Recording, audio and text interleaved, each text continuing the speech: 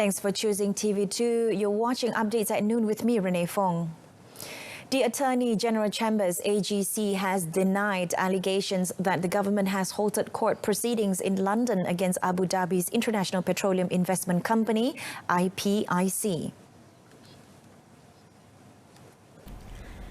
In a statement, the AGC confirmed this to rebut a report by the Sarawak Report that alleged the government has put legal action against IPIC over a $5.87 billion or 24.8 billion ringgit settlement dispute on hold in favor of a negotiated deal. It said the government is always open to considering any resolution if there is an offer in line with the government's principles and responsibilities, which is to ensure national assets are returned and justice is upheld.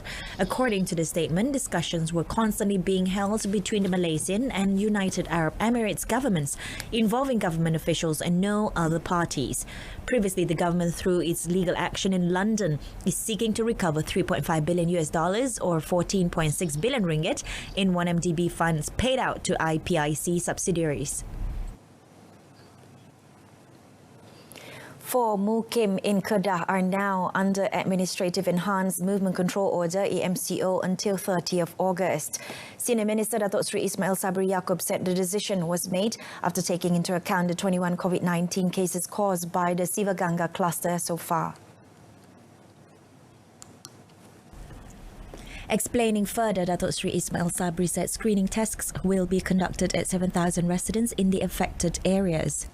Kerajaan Negeri Kedah telah memohon untuk melaksanakan PKPD secara pentadbiran di beberapa tempat, iaitu yang pertamanya radius 1 kilometer daripada restoran Nasi Kandar Saleh, Pekan Napoh, Mukim Hosba, Kubang Pasu. Yang kedua, Kampung Pida 1, Megat Dewa, Mukim Ah, Kubang Pasu. Yang ketiga, Kampung Bendang Dalam, Mukim Binjal, Kubang Pasu. Dan yang keempat, Kampung Ulu, Padang Sanai, Padang Terah. He also said that besides kindergartens, mosques and houses of worship were also ordered closed for all religious activities, including Friday prayers. The administrative EMCO, he said, will be using the existing standard operating procedure with the addition of roadblocks at all entrances and exits and closure of several main roads around the areas. In a related development, Kubang Pasu Police Contingent has activated roadblocks at 6 locations, especially in Napoh area, in effort to contain the spread of COVID-19 linked to the Sivaganga cluster. Its Deputy Police Chief, Deputy Superintendent Chen Chung Sao, said a total of 96 police personnel have been stationed at the roadblocks.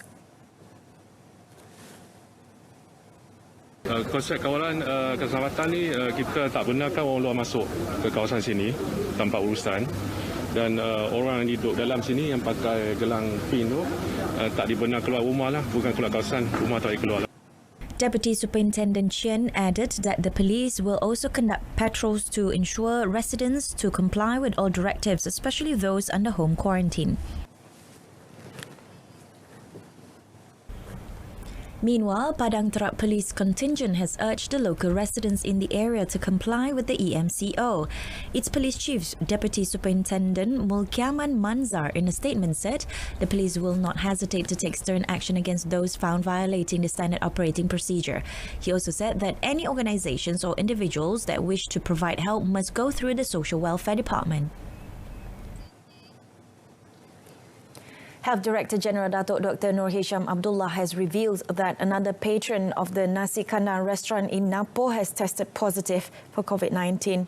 He explained that out of 425 patients under investigation PUI in the Sivaganga cluster, 21 cases tested positive, 362 tested negative, while the remaining 42 still awaiting their results.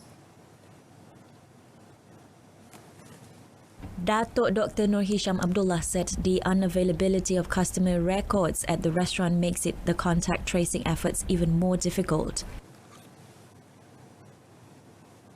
Jadi sekarang ni kita ada masalah cabaran kita untuk mengesan kontak rapat sebab yang pertama tak ada penggunaan MySejahtera ataupun aplikasi-aplikasi yang lain Yang kedua, tiada rekod, iaitu kedai patutnya ada rekod-rekod pelanggan yang masuk ke restoran tersebut dengan nombor telefon dan sebagainya. Kita sekarang ini telah akan mewajibkan premis ataupun pemilik kedai untuk menggunakan aplikasi MySejahtera. Ini kita akan masuk dalam peraturan Akta 342.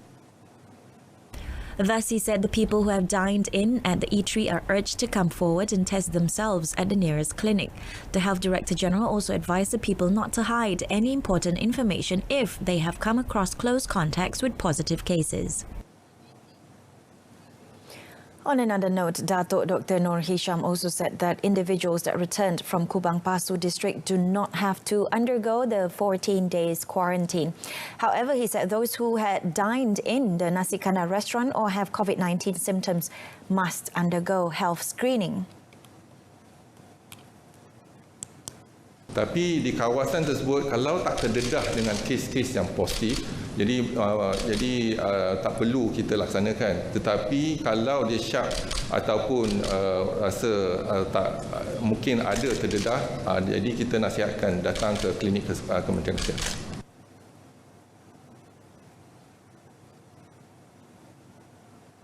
Meanwhile, Deputy Director of Kedah Health Department, Dr. Ishak Hussein, also urged members of the public who had patronised the Nasi Kandar restaurant in Napo Jitra or any nearby restaurant between 13 to 24 July to come forward to undergo COVID-19 screening tests at the healthcare clinics. He said they can undergo their COVID-19 screenings at Klinik Kesihatan Napo, Sekolah Kebangsaan Megat Dewa, Masjid Kampung Bendang Dalam and Surau Kampung Ulu.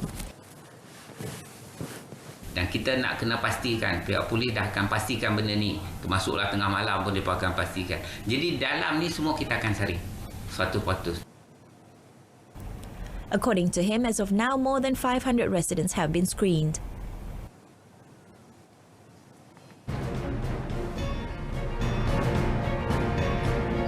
Coming up next, Nepalese arrested over beating of security guard.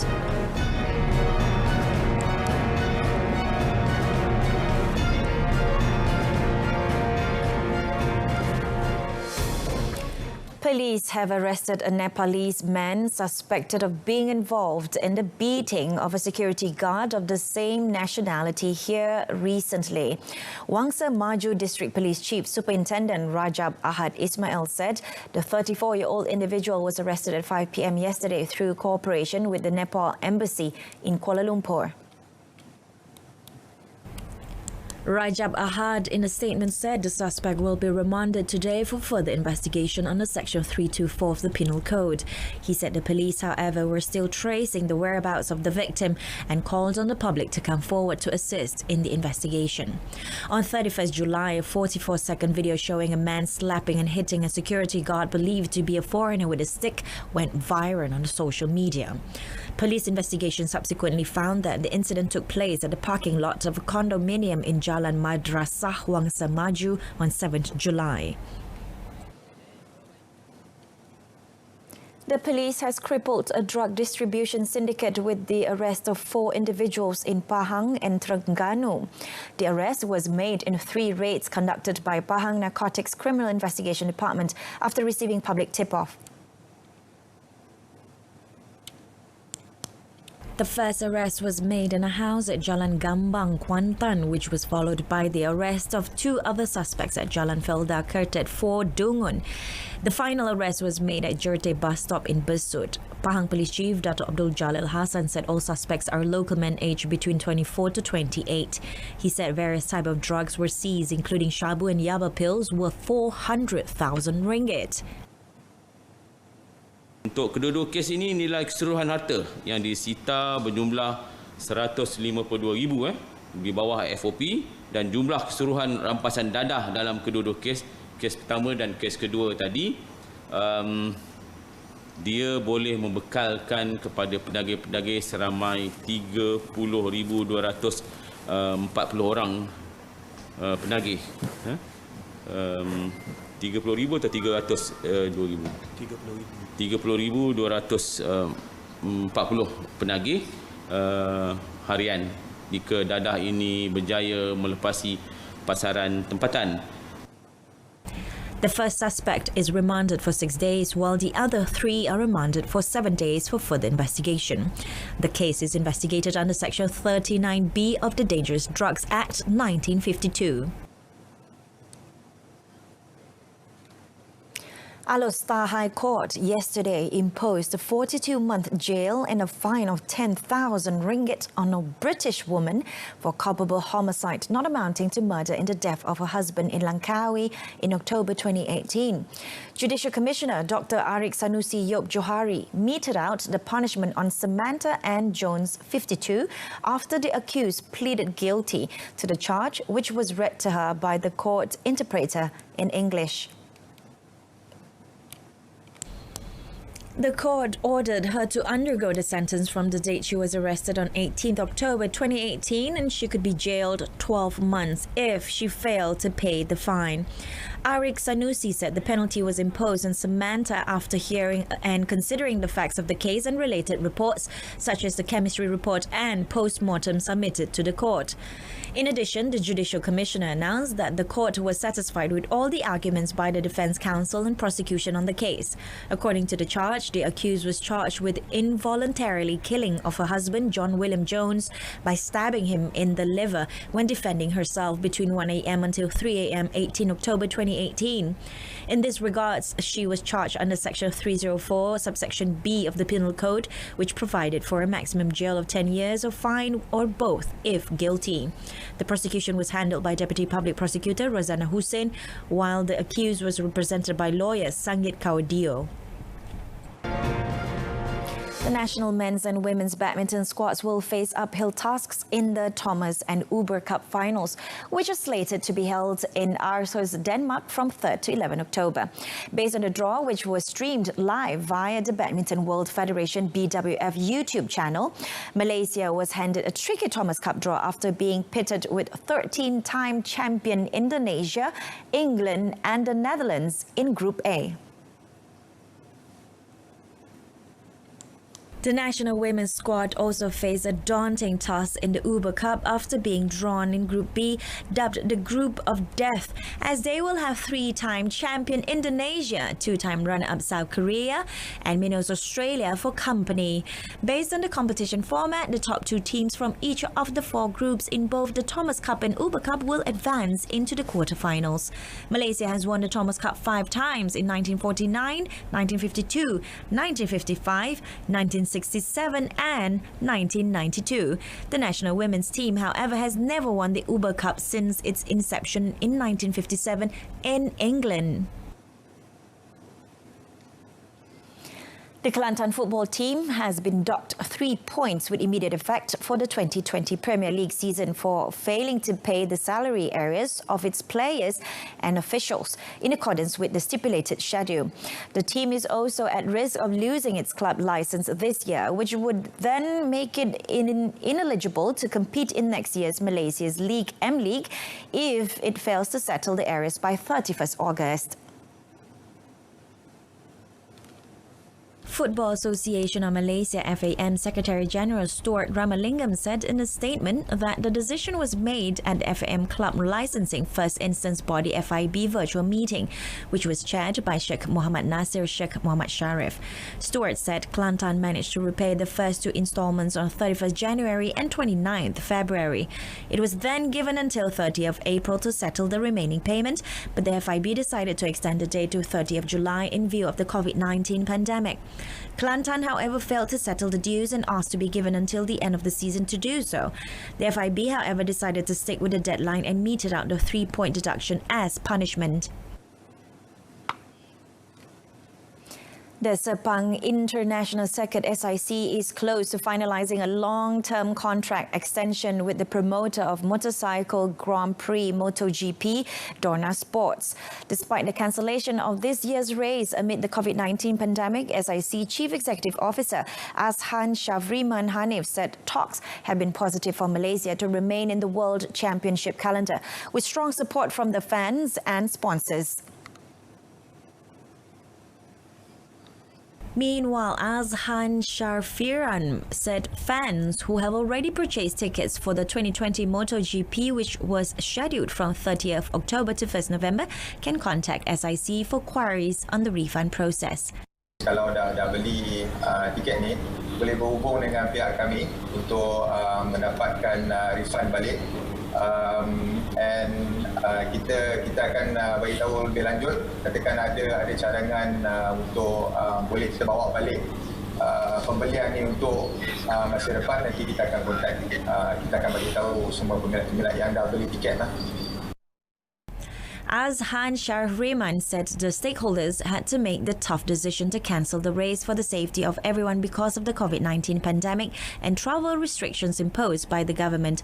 MotoGP governing bodies, the International Motorcycling Federation (FIM), International Road Racing Teams Association (IRTA), and Dorna Sports on Friday announced that the Malaysian GP at SIC, together with Argentina and Thailand GPS, had been called off. The Malaysian GP has been held in Southeast Asia since 1991, the longest in the region, and the SIC has been a permanent fixture on the calendar since taking over from the Shah Alam Circuit and Johor Circuit in 1999. Azhan Sharfiran said the financial losses incurred from the cancellation of 2020 MotoGP is substantial, but SIC has set up a small task force to look into the plans and come up with short and mid-term alternatives to balance the books. Nevertheless, he said the iconic racetrack is almost fully booked till end of the year for various local motorsports events, while it is set to host a number of international events like MotoGP, Asian Le Mans and Asia GT in 2021. That's it from us this afternoon. In a top story, legal proceeding against IPIC in London not halted. Join us again for News at 10 comes this evening on the Berita RTM channel on My Free Views channel 123. I'm Renee Fong. Have a pleasant afternoon.